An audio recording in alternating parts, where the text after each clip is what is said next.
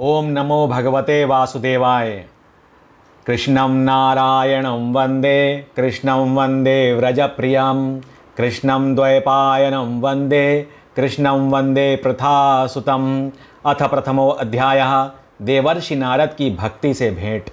सच्चिदानंद रूपाय विश्वोत्पत्त्यादि Hathaway तापत्रय विनाशाय श्री कृष्णाय वयं नुमः। सच्चिदानंद स्वरूप भगवान श्री कृष्ण को हम नमस्कार करते हैं, जो जगत की उत्पत्ति, स्थिति और विनाश के हेतु तथा आध्यात्मिक, आधिदैविक और आधिभौतिक तीनों प्रकार के तापों का नाश करने वाले हैं। जिस समय श्री सुखदेव जी का यज्ञोपवीत संस्कार भी नहीं हुआ था तथा लौकिक वैदिक कर्मों के अनुष्ठान का अवसर भी नहीं आया था, तभी उन्हें अकेले ही संन्यास लेने के लिए घर से जाते देखकर उनके पिता व्यास जी विरह से कातर होकर पुकारने लगे, बेटा बेटा तुम कहाँ जा रहे हो। उस समय वृक्षों ने तन्मय होने के कारण श्री सुखदेव जी की ओर से उत्तर दिया था, ऐसे सर्वभूत हृदय स्वरूप श्री सुखदेव मुनि को मैं नमस्कार करता हूँ। एक बार भगवत कथा अमृत का रसास्वादन करने में कुशल मुनिवर शौनक जी ने नैमिषारण्य क्षेत्र में विराजमान महामति सूत जी को नमस्कार करके उनसे पूछा। शौनक जी बोले, सूत जी, आपका ज्ञान अज्ञान अंधकार को नष्ट करने के लिए करोड़ों सूर्यों के समान है। आप हमारे कानों के लिए रसायन अमृत स्वरूप सार गर्भित कथा कहिए। भक्ति, ज्ञान और वैराग्य से प्राप्त होने वाले महान विवेक की वृद्धि किस प्रकार होती है तथा वैष्णव लोग किस तरह इस माया मोह से अपना पीछा छुड़ाते हैं। इस घोर कलिकाल में जीव प्रायः आसुरी स्वभाव के हो गए हैं। विविध क्लेशों से आक्रांत इन जीवों को शुद्ध बनाने का सर्वश्रेष्ठ उपाय क्या है। सूत जी, आप हमें कोई ऐसा शाश्वत साधन बताइए जो सबसे अधिक कल्याणकारी तथा पवित्र करने वालों में भी पवित्र हो तथा जो भगवान श्री कृष्ण की प्राप्ति करा दे। चिंतामणि केवल लौकिक सुख दे सकती है और कल्पवृक्ष अधिक से अधिक स्वर्गीय संपत्ति दे सकता है, परंतु गुरुदेव प्रसन्न होकर भगवान का योग्य दुर्लभ नित्य वैकुंठ धाम दे देते हैं। सूत जी ने कहा, शौनक जी, तुम्हारे हृदय में भगवान का प्रेम है, इसलिए मैं विचार कर तुम्हें संपूर्ण सिद्धांतों का निष्कर्ष सुनाता हूँ, जो जन्म मृत्यु के भय का नाश कर देता है, जो भक्ति के प्रवाह को बढ़ाता है और भगवान श्री कृष्ण की प्रसन्नता का प्रधान कारण है। मैं तुम्हें वह साधन बतलाता हूँ, उसे सावधान होकर सुनो। श्री सुखदेव जी ने कलिकाल में जीवों के काल रूपी स्वर्प के मुख का ग्रास होने के त्रास का आंतिक नाश करने के लिए श्रीमद् भागवत शास्त्र का प्रवचन किया है। मन की शुद्धि के लिए इससे बढ़कर कोई साधन नहीं है। जब मनुष्य के जन्म जन्मांतर का पुण्य उदय होता है, तभी उसे इस भागवत शास्त्र की प्राप्ति होती है। जब सुखदेव जी राजा परीक्षित को यह कथा सुनाने के लिए सभा में विराजमान हुए, तब देवता लोग उनके पास अमृत का कलश लेकर आए। देवता अपना काम बनाने में बड़े कुशल होते हैं, अतः यहाँ भी सबने सुखदेव मुनि को नमस्कार करके कहा, आप यह अमृत लेकर बदले में हमें कथा अमृत का दान कीजिए। इस प्रकार परस्पर विनिमय अदला बदली हो जाने पर राजा परीक्षित अमृत का पान करें और हम सब श्रीमद् भागवत रूप अमृत का पान करेंगे। इस संसार में कहाँ कांच और कहाँ महामूल्य मणि तथा कहाँ सुधा और कहाँ कथा। श्री सुखदेव जी ने यह सोचकर उस समय देवताओं की हंसी उड़ा दी। उन्हें भक्त शून्य कथा का अनाधिकारी जानकर कथामृत का दान नहीं किया। इस प्रकार ये श्रीमद् भागवत की कथा देवताओं को भी दुर्लभ है। पूर्व काल में श्रीमद् भागवत के श्रवण से ही राजा परीक्षित की मुक्ति देखकर ब्रह्मा जी को भी बड़ा आश्चर्य हुआ था। उन्होंने सत्यलोक में तराजू बांधकर सब साधनों को तौला। अन्य सभी साधन तौल में हल्के पड़ गए। अपने महत्व के कारण भागवत ही सबसे भारी रहा। यह देखकर सभी ऋषियों को बड़ा विस्मय हुआ। उन्होंने कलयुग में इस भगवत रूप भागवत शास्त्र को ही पढ़ने सुनने से तत्काल मोक्ष देने वाला निश्चित किया। सप्ताह विधि से श्रवण करने पर यह निश्चय भक्ति प्रदान करता है। पूर्व काल में इसे दयापरायण सनकादिक ने देवर्षि नारद को सुनाया था। यद्यपि देवर्षि ने पहले ब्रह्मा जी के मुख से इसे श्रवण कर लिया था, तथापि सप्ताह श्रवण की विधि तो उन्हें सनकादि ने ही बताई थी। शौनक जी ने पूछा, सांसारिक प्रपंच से मुक्ति एवं विचरणशील नारद जी का सनकादि के साथ संयोग कहाँ हुआ और विधि विधान से श्रवण में उनकी प्रीति कैसे हुई? सूत जी ने कहा, अब मैं तुम्हें वह भक्तिपूर्वक कथानक सुनाता हूँ जो श्री सुखदेव जी ने मुझे अपना अनन्य शिष्य जानकर एकांत में सुनाया था। एक दिन विशालापुरी में वे चारों निर्मल ऋषि सत्संग के लिए आए। वहाँ उन्होंने नारद जी को देखा। सनकादि ने पूछा, ब्राह्मण, आपका मुख उदास क्यों है? आप चिंतातुर कैसे हैं? इतनी जल्दी जल्दी आप कहाँ जा रहे हैं और आपका आगमन कहाँ से हो रहा है? इस समय तो आप उस पुरुष के समान व्याकुल जान पड़ते हैं जिसका सारा धन लुट गया हो।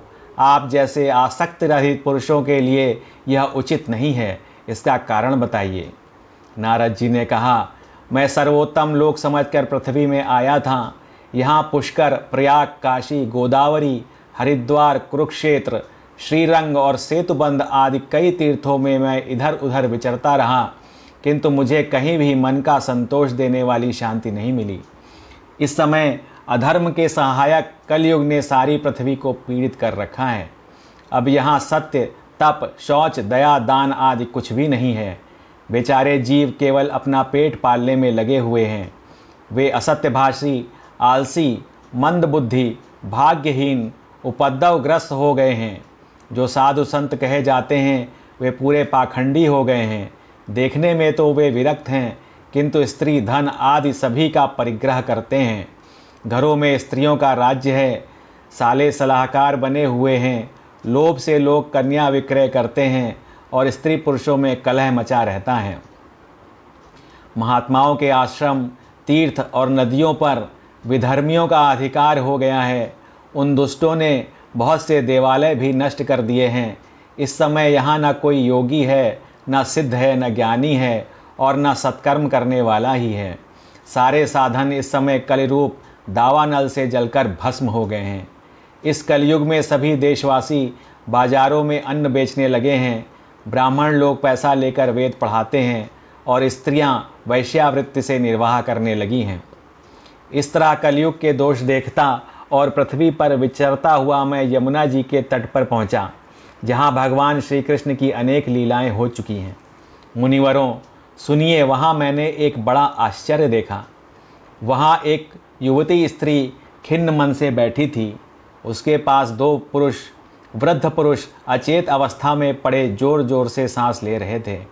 वह तरुणी उनकी सेवा करती हुई कभी उन्हें चेत कराने का प्रयत्न करती और कभी उनके आगे रोने लगती थी। वह अपने शरीर के रक्षक परमात्मा को दशों दिशाओं में देख रही थी। उसके चारों ओर सैकड़ों स्त्रियां उसे पंखा झल रही थीं और बार बार समझाती जाती थीं। दूर से ये सब चरित्र देखकर मैं कौतूहलवश उनके पास चला। मुझे देखकर वह युवती खड़ी हो गई और व्याकुल होकर कहने लगी। युवती ने कहा, अजी महात्मा जी, क्षण भर ठहर जाइए और मेरी चिंता को भी नष्ट कर दीजिए। आपका दर्शन तो संसार के सभी पापों का सर्वथा नष्ट कर देने वाला है। आपके वचनों से मेरे दुख की भी बहुत कुछ शांति हो जाएगी। मनुष्य का जब बड़ा भाग्य होता है तभी आपके दर्शन हुआ करते हैं। नारद जी कहते हैं, तब मैंने उस स्त्री से पूछा, देवी तुम कौन हो? ये दोनों पुरुष तुम्हारे क्या होते हैं और तुम्हारे पास ये कमल नैनी देवियाँ कौन हैं? तुम हमें विस्तार से अपने दुख का कारण बताओ। युवती ने कहा, मेरा नाम भक्ति है। ये ज्ञान और वैराग्य नामक मेरे पुत्र हैं। समय के फेर से ही ये ऐसे जर्जर हो गए हैं। ये देवियाँ गंगा जी आदि नदियाँ हैं। ये सब मेरी सेवा करने के लिए ही आई हैं। इस प्रकार साक्षात देवियों के द्वारा सेवित होने पर भी मुझे सुख शांति नहीं है। तपोधन, अब ध्यान देकर मेरा वृत्तांत सुनिए। मेरी कथा वैसे तो प्रसिद्ध है, फिर भी उसे सुनकर आप मुझे शांति प्रदान करें। मैं द्रविड़ देश में उत्पन्न हुई, कर्नाटक में बढ़ी, कहीं कहीं महाराष्ट्र में सम्मानित हुई, किंतु गुजरात में मुझको बुढ़ापे ने आ घेरा। वहाँ घोर कलयुग के प्रभाव से पाखंडियों ने मुझे अंग भंग कर दिया। चिरकाल तक ये अवस्था रहने के कारण मैं अपने पुत्रों के साथ दुर्बल और निस्तेज हो गई। अब जब से मैं वृंदावन आई तब से पुनः परम सुंदरी स्वरूपवती नवयुवती हो गई हूँ, किंतु सामने पड़े हुए ये दोनों मेरे पुत्र थके मांदे दुखी हो रहे हैं। अब मैं यह स्थान छोड़कर अन्यत्र जाना चाहती हूँ। ये दोनों बूढ़े हो गए हैं, इसी दुख से मैं दुखी हूँ। मैं तरुणी क्यों और ये दोनों मेरे पुत्र बूढ़े क्यों? हम तीनों साथ साथ रहने वाले हैं, फिर ये विपरीतता क्यों? होना तो ये चाहिए था कि माता बूढ़ी हो और पुत्र तरुण। इसी से मैं आश्चर्यचकित चित्त से अपनी इस अवस्था पर शोक करती रहती हूँ। आप परम बुद्धिमान एवं योग निधि हैं, इसका क्या कारण हो सकता है, बताइए। नारद जी ने कहा, साध्वी, मैं अपने हृदय में ज्ञान दृष्टि से तुम्हारे संपूर्ण दुख का कारण देखता हूँ। तुम्हें विषाद नहीं करना चाहिए। श्री हरि तुम्हारा कल्याण करेंगे। सूत जी कहते हैं, मुनिवर नारद जी ने एक क्षण में ही उसका कारण जानकर कहा। नारद जी ने कहा, देवी सावधान होकर सुनो, ये दारुण कलयुग है। इसी से इस समय सदाचार, योग मार्ग और तप आदि सभी लुप्त हो गए हैं। लोग शठता और दुष्कर्म में लगकर अघासुर बन गए हैं। संसार में जहाँ देखो वहीं सत्पुरुष दुख में म्लान हैं और दुष्ट सुखी हो रहे हैं। इस समय जिस बुद्धिमान पुरुष का धैर्य बना रहे वही बड़ा ज्ञानी या पंडित है। पृथ्वी क्रमशः प्रतिवर्ष शेष जी के लिए भार रूप होती जा रही है। अब ये छूने योग्य तो क्या देखने योग्य भी नहीं रह गई है और न इससे कहीं मंगल ही दिखाई देता है। अब किसी को पुत्रों के साथ तुम्हारा दर्शन भी नहीं होता। विषय अनुराग के कारण अंधे बने हुए जीवों से उपेक्षित होकर तुम जर्जर हो रही थी। वृंदावन के संयोग से तुम फिर नवीन तरुणी हो गई हो। अतः यह वृंदावन धाम धन्य है, जहाँ भक्ति सर्वत्र नृत्य कर रही है। परंतु तुम्हारे इन दोनों पुत्रों का यहाँ कोई ग्राहक नहीं है, इसीलिए इनका बुढ़ापा नहीं छूट रहा। यहाँ इनको कुछ आत्म सुख की प्राप्ति होने के कारण ये सोते से जान पड़ते हैं। भक्ति ने कहा, राजा परीक्षित ने इस पापी कलयुग को क्यों रहने दिया? इसके आते ही सब वस्तुओं का सार न जाने कहाँ चला गया।